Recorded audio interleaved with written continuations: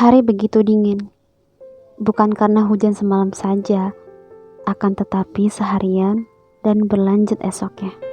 Mei berusaha bangkit dalam keadaan mager, yang mana sebentar lagi akan bertemu dengan editor terkait naskah novelnya yang akan segera launching. Kenapa nggak via email aja sih? Kay mencoba memberi alternatif lain agar istrinya tidak perlu keluar rumah di tengah pandemik ini. Kan itu sudah lebih dari cukup. Kay, mumpung editorku meluangkan waktu lebih banyak dan lebih leluasa dalam memaksimalkan naskah, kenapa tidak? Mei berusaha meyakinkan suaminya dari seberang telepon. Jangan lama-lama, oke? Dan masker jangan dilepas. Kalau pas makan dan minum aku gak janji.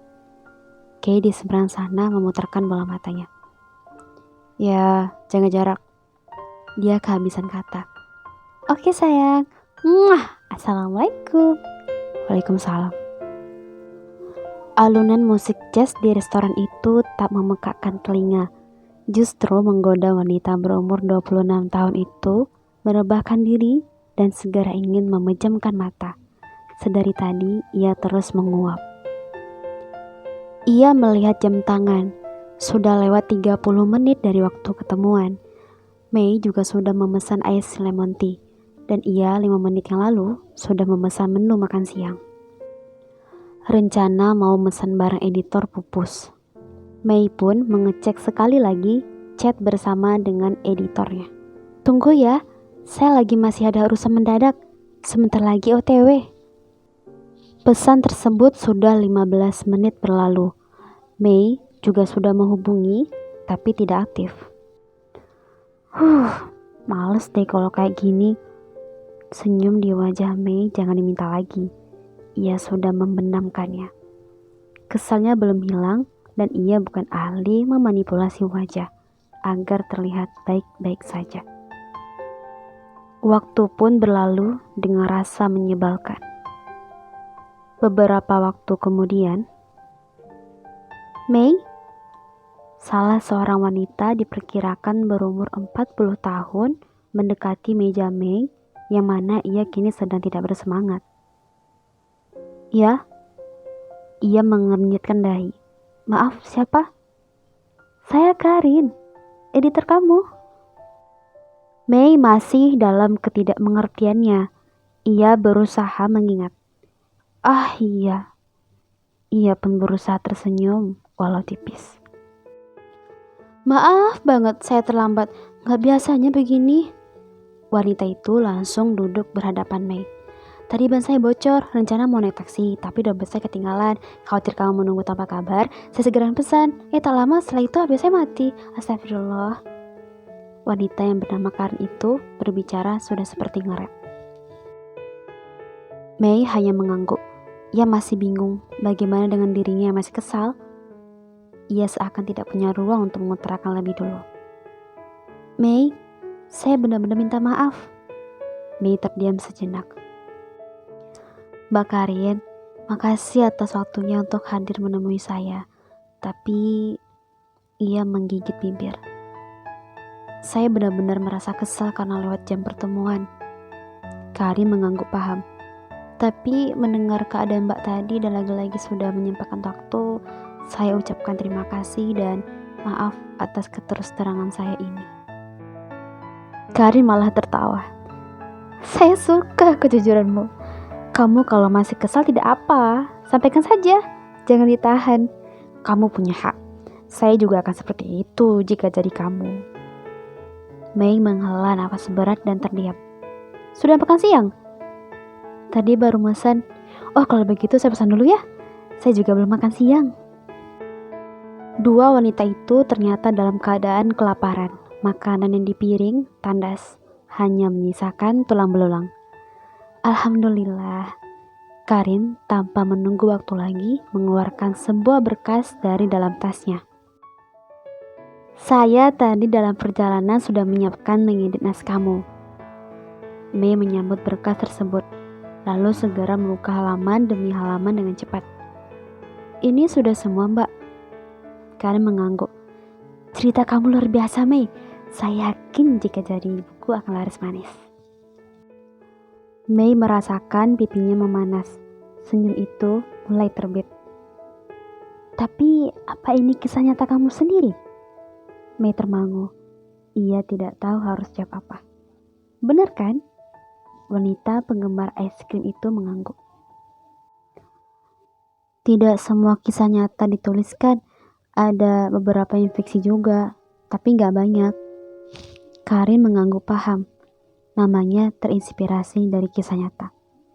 Romantisnya kisah kamu. Karin terlihat antusias. Jangan buang waktu lagi. Segera kamu bikin naskah buku kedua. Yang pertama ini akan segera saya setor ke penerbit. Mei tak bisa tak bahagia. Benar. Iya, Mei. Kenapa saya tidak memberitahu Dina saja? Itu karena saya ingin ketemu kamu langsung, mendengar cerita aslinya seperti apa. Ini bisa jadi buku berseris, jelas Karin. Jadi, Kay langsung menanyakan hasil pertemuan Karin dengan Mei. Ya, aku ragu, Kay. Gimana kalau aku tidak sebagus yang mereka harapkan? Dan lagian, aku nulis kisah kita dulu waktu masih cem-ceman. Kay menggeleng dan bangkit dari kursi kerjanya, lalu mendekat ke Mei yang tengah berdiri di ruang tengah tak jauh dari ruang kerja Kay. Ia mengacak-acak puncak rambut lebat dan hitam Mei. Aduh, secret admirerku ceritain kisah waktu suka sama aku, ya kenapa tidak akan bagus? Sorry, bukan ya. Kamu duluan kasih aku kerekodian. Loh. Kamu salah toh, jangan ngarang. Kay tidak setuju. Ia sengaja membuat istrinya kesal. Semakin mencah-mencah istrinya dan wajahnya cemberut, Kay makin bahagia. Kalau kamu gak seneng sama cerita aku, kamu buat versi kamu aja. Mei mulai sebal. Kay saja tidak pernah mau baca ceritanya dengan alasan tidak biasa baca buku lah, tidak suka baca, tidak ada waktu, dan lainnya. Buat sendiri? Enggak lah, masa saingan sama istri sendiri. Kenapa? Takut dikalahin? Mei semakin membuat Kay tertantang. Yang niat awalnya hanya menjahili malah jadi ikutan sebal. Oke, kita lihat saja nanti. Sekarang aja, kenapa harus nanti?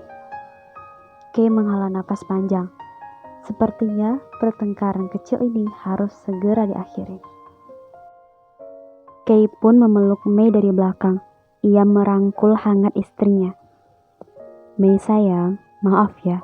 Aku gak bermaksud bilang kamu bohong. Kamu bilang aku ngarang tadi. Ya, aku salah. Maaf ya. Mei hanya diam. Mau es krim? Emang aku anak kecil? 2 box besar buat stok nemenin kamu nulis cerita kita selanjutnya. Kamu dukung aku buat bikin sequelnya. Kay mengangguk. Mei tersenyum. Mudah-mudahan buku pertamaku bisa diterima ya. Aku minta maaf sayang kalau ada kisah yang gak sesuai kenyataan. Tentang kalau kamu yang suka duluan tapi kamu bilang aku duluan. Kalau yang itu nyata dan fakta. Kay menghela nafas berat. Tentang kalau kamu itu dulu playboy dan gak ingat tepatnya berapa jumlah mantan kamu. Berapa ya? 98 atau 100? Sayang, aku gak punya mantan sebanyak itu loh. Terus berapa? 1000. Puas kamu?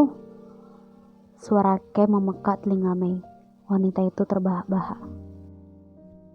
Udah yuk, beli es krim. Kita rayakan hari jadi kamu resmi mengeluarkan karya pertama. Kay melepas pelukan menggantinya dengan menggandeng tangan Mei. Hei, mantan yang ke-1000. Mei yang sedang asyik makan es krim terdiam lalu mengernyitkan dahi. Kay sedang tersenyum jahil sambil menatapnya. Kamu manggil siapa? Mantanku yang ke-1000. Jawab Kay santai. Aku? Iya. Apaan sih? Kesel. Kay tertawa menang melihat ekspresi kesal istrinya. Ia mencubit pipi Mei yang cabi. Makasih udah dengerin cerpen audio di channel aku. Semoga kalian suka dengan ceritanya dan nantikan cerita cerpen berikutnya. Sampai jumpa lagi. Jangan lupa like, comment, dan subscribe. Wassalamualaikum warahmatullahi wabarakatuh. Bye-bye.